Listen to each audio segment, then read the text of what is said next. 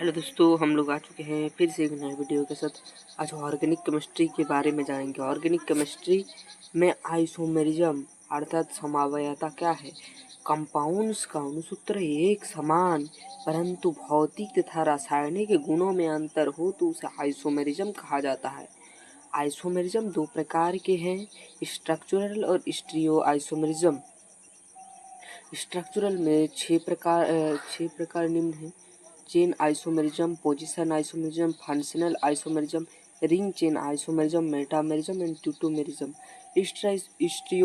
स्ट्री isomerism में दो प्रकार हैं, geometrical isomerism and optical isomerism. यौगिक का अणुसूत्र एक समान परंतु कार्बन चेन में अंतर हो तो उसे आइसोमेरिज्म कहते हैं।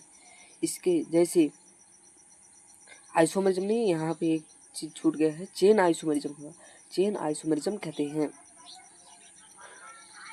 इसका मोलिकुलर फार्मूला है C4H10, जैसे CH3CH2CH2CH3।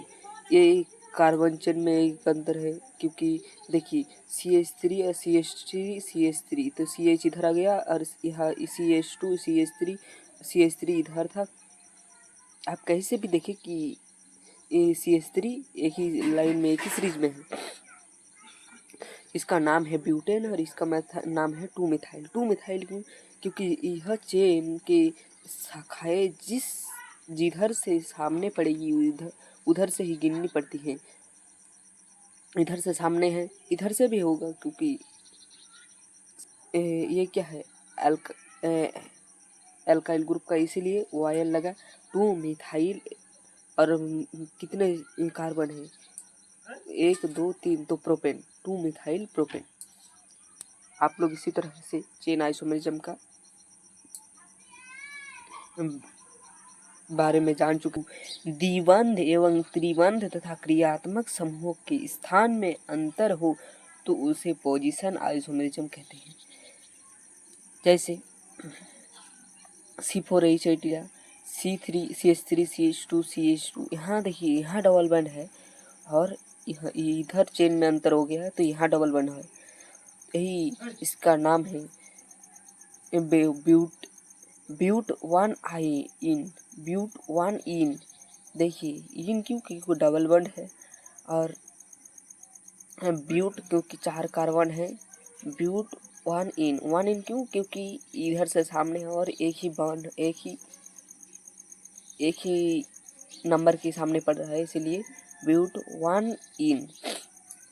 CH3 CH2 इधर से जिधर से भी आप गिनेंगे सामने पड़ रहा है, इसीलिए ब्यूट 2 इन ब्यूट 2 इन।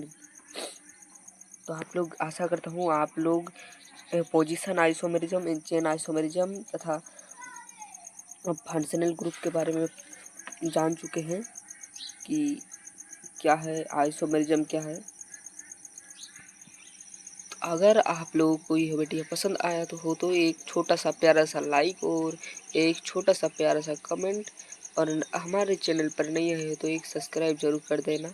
अब रिंग चेन आइसोमेरिज्म क्या है। जब किसी कंपाउंड का अणुसूत्र एक समान परंतु समान सूत्र से रिंग और चेन कंपाउंड का निर्माण किया जा सके उसे रिंग चेन आइसोमेरिज्म कहते हैं।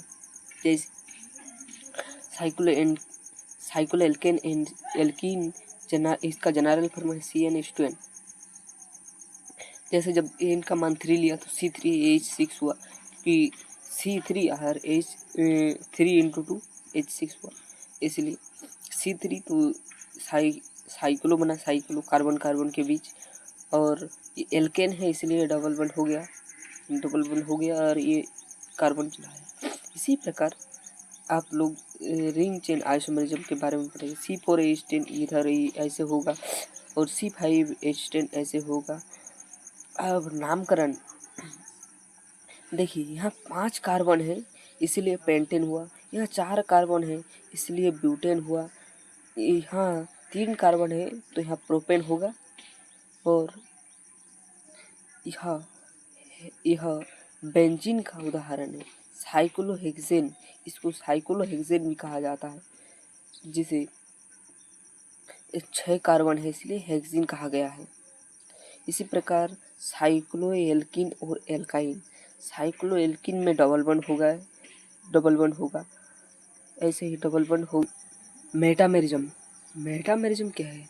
जब किसी कंपाउंड का अणुसूत्र एक समान परंतु एल्काइल ग्रुप में अंतर हो जाए तो उसे मेटामेरिज्म कहते हैं।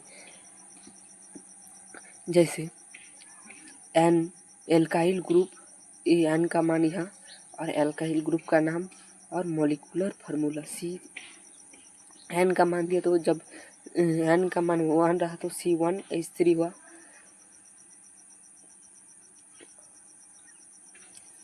अब एन का मान 2 रहा जब तो C2H5 हुआ। अब प्रोपाइल ग्रुप में एन का मान 3 हुआ तो C3H हुआ।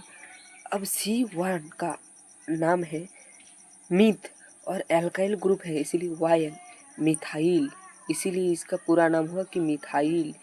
और यह इसका नाम हुआ गई इथाइल क्योंकि 2 कार्बन है और 5 हाइड्रोजन है और एल्काइल ग्रुप में है इसलिए इथाइल नाम पड़ा। उसी प्रकार इसका नाम भी प्रोपाइल पड़ा। तो आशा करता हूँ कि आप